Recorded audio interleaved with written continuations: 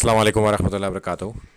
آج ہم بات کریں گے قرآن حکیم کی فضیلت سے متعلق، اور ہم حدیث لائیں حافظ قرآن سے متعلق مشکات المصابیح کی 2189 کہ اللہ کے رسول صلی اللہ علیہ وسلم نے فرمایا کہ حافظ قرآن کی مثال دی کہ وہ ایک بندھے ہوئے اونٹ کے مالک کی طرح ہے۔ جب تک وہ اس کا خیال رکھے گا اونٹ وہیں رکا رہے گا، اور وہ اسے کھول دے گا یعنی کہ چھوڑ دے گا تو وہ اونٹ چلا جائے گا۔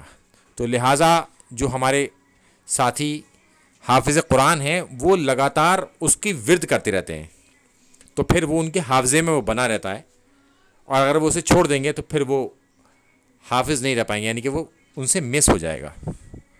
ان کی کریمنگ پاور، یاد جو انہوں نے قرآن کیا ہے، وہ ہلکے ہلکے ختم ہوتا چلا جائے گا، کم ہوتا چلا جائے گا۔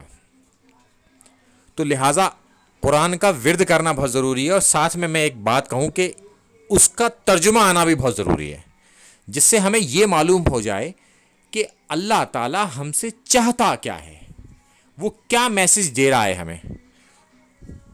اور جب تک ہمیں اس کا میسج ہی نہیں پتا ہوگا تو کیسے ہم اس میسج کے اوپر، اس کے حکم کے اوپر عمل کریں گے۔